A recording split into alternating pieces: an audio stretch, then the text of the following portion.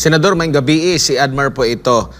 Dito naman po sa naging pahayag ni nung unay umamin ito na isang sa drugs, no, patungkol sa drugs, pero meron po siyang isiniwalat din sa nagpapatuloy na Quadcom. Sabi dito, i-quote ko lang, ay ito'y patungkol dun sa pinilit mo raw siya nung kayo po ay PNP chief na magsinungaling at ikonekta si dating Senador Leila de Lima sa illegal drugs. Sabi pa niya dito, i-quote, isa sa sumundo sa akin ay si Police General Bato de la Rosa, kung saan sinabi niya sa akin na idawit ko si Peter Lim sa kalakaran ng droga sa Pilipinas, pati na rin daw si Leila de Lima para madiin, at bago pa man yon, pinilit nila ako na umamin na ako ay may kinalaman sa droga. Ano po masasabi niyo po dito, Senador? Admar, isa-isahin ko, no? Kung gaano kasinungaling yung gago niyan, kasi kung sabi ko, pag makita ko, suntukin ko yung mukha niyan, sobrang kasinungaling. Alam mo, unang-una, sabi niya doon sa Quadcom na sumulat daw siya, nag-request daw siya na umuwi sa Pilipinas para harapin yung kanyang problema. Napakasinungaling. Pakita ko sa iyo yung news report ng Al Jazeera ba yun? Anong stasyon doon sa Abu Dhabi?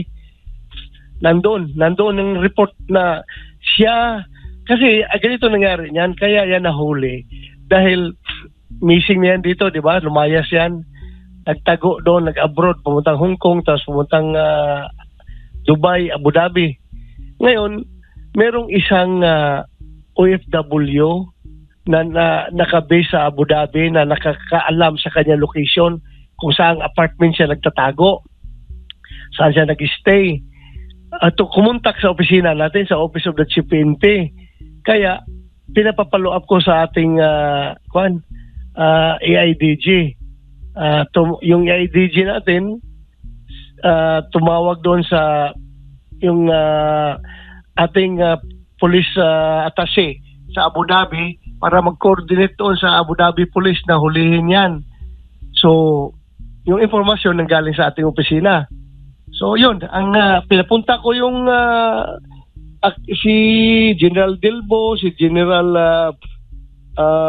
Pero, pinapunta ko doon sa Abu Dhabi para mahuli yung si Kerwin. So, nagpatulong sila doon sa Abu Dhabi Police. In short, hinuli yan doon. Nung hinuli, turn over sa police attaché natin. Yung police attaché natin, turn over dito kina Delbo at kay Pero, sinamahan yan, pauwi dito sa Pilipinas. Pagdating dito sa Pilipinas, yun, sinalubong ko. So, grabing sinungaling niya. Sabi niya, nagkwento siya, sumulat na nag-request na umuwi, na hindi man siya voluntaryo umuwi, kundi hinuli yan doon. Pangalawa, yung sabi niya na pilit ko doon siya pinapaamin na siya ay may kinalaman sa droga dito. Bakit ko pa siya papaaminin na kalat naman na drug lord siya ng Albuera Leyte? Bakit ko pa siya papaaminin? Napakasinungaling. Bakit ko siya papaaminin na kalat naman, pati yung tatay niya mismo umamin mo sa akin, di ba? If you can remember, sumurindir sa akin yung tatay niya. Opo. At galit na galit sa kanyang anak dahil nadadamay ito sa buong pamilya dahil yun na tigas daw ang ulo. Sige pa rin daw kahit na gusto na lang huminto. Ang tatay involved din sa drugs pero gusto na daw niyang huminto, pero si Kerwin nagpapatuloy. So yun na. Tapos yung tungkol kay De Lima, sabi niya, pinapakausap ko pa daw binigay ko pa daw cellphone, pinakausap ko siya kay Dayan, yung boyfriend ni De Lima. Napakasinungaling. Paano ko siya pagkausap kay Dayan na nung panahon na yun si Dayan nagtatago. Hindi pa nahuli si Dayan. Paano ko magkakaroon ng number ni Dayan? Bakit ko siya pagkausapin kay Dayan? Grabe maggawa ng istorya. At anong motibo ko na ipakuha sa kanya si De Lima, ipadawit si De Lima na hindi man ako may hawak ng kaso ng De Lima, hindi man ang PNP, ang DOJ man, wala man kami pakialam doon sa case build-up laban kay De Lima. Ang DOJ mismo ang nag-case build up at nag-file ng kaso kay De Lima. Walang pakialam ang PNP doon. O bakit ko pipilitin siya na i-implicate si De Lima? Oh, sunod, si Peter Lim. Peter Lim, wala akong alam dyan kung involved yan sa droga. Alam ko lang yan, nung nag-research ako, way back na, after nung sinabi niyang pangalan ni Peter Lim, nalaman ko na kung ano may mga background si Peter Lim sa droga. No? Pero yung pangyari na yung pag war on drugs natin, wala akong alam ng Peter Lim na drug lord. Saan ko nakuha ang pangalan? Sa kanya. Kasi nung dumating siya, kinausap ko siya, tinanong ko siya, saan ba talagang source niyo ng droga? Bakit ang dami yung droga dyan sa Albuera? Sabi niya, sir, ang source ko sir, si Peter Lim. Minsan, kung wala kay Peter Lim, kay General Luot. O si General Luot, bakit ko i-implicate si General Luot? Nakapwa ko PMR yan.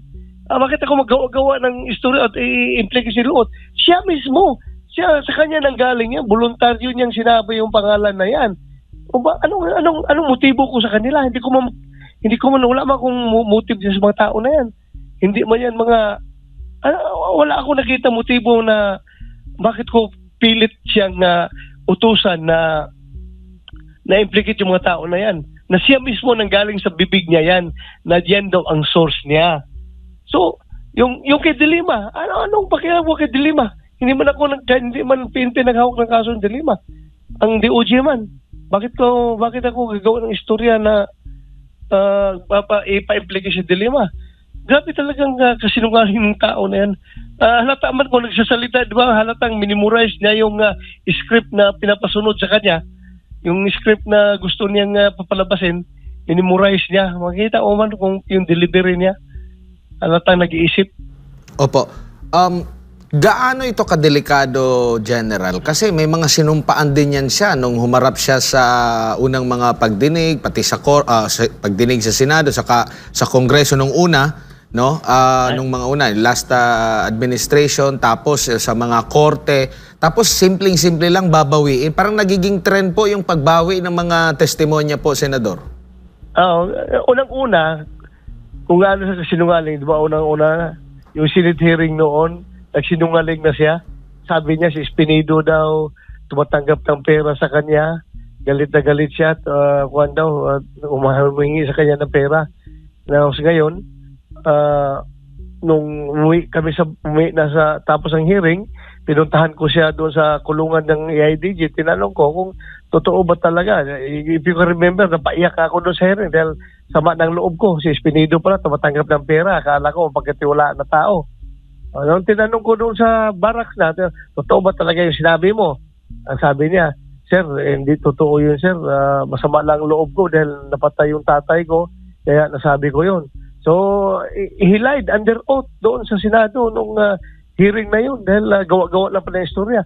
Tapos ngayon, yung Quadcom, gano'n na naman pinapalabas niya, gumagawa na naman sa istorya. Kung nagsinungaling siya noon, hindi malayo magsinungaling rin siya ngayon. At talagang puro kasinungalingan yung pinagsasabi niya. And ang napapansin natin dito, yung mga latest niya na pagbabago na naman ng testimonya, binibigyan na naman ng bigat, parang hindi inalala ng mga kasalukuyan nag-iimbestiga yung mga dati pang mga natatak na sa kasaysayan na ginawa nitong itong si Espinosa po. Kasi may motibo yung kanila pag-imbestiga. Kung pag-imbestiga na ang purpose talaga na hindi yan in aid of legislation, kundi in aid of persecution. Gusto talaga nilang i-persecute ang mga Duterte allies para, yun na, alam mo na, demolition job.